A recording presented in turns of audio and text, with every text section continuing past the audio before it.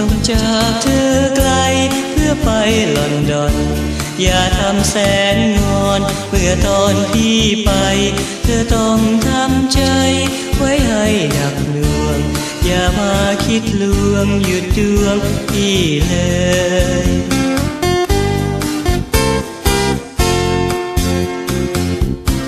ก่อนออกเดินทางคิดกลางหดหู่โอ้แม่ชมตรู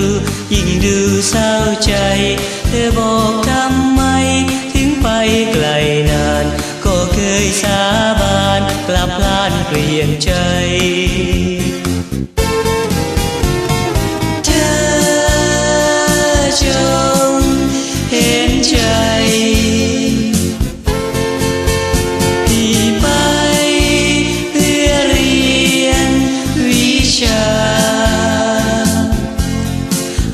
กลับมา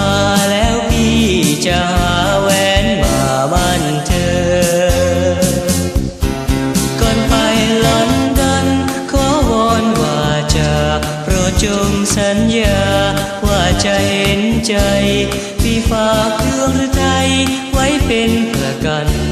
ดุจความสัมพันธ์มอบไว้ให้เธอ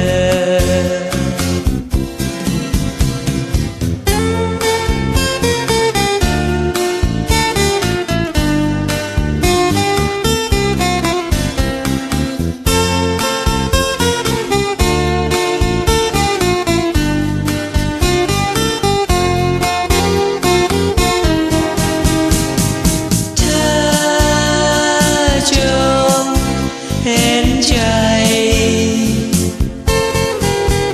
พี่ไปเพื่อเรียนวิชาหากกลับมาแล้วพี่จะหาแหวนมามั่นเธอหากกลับมา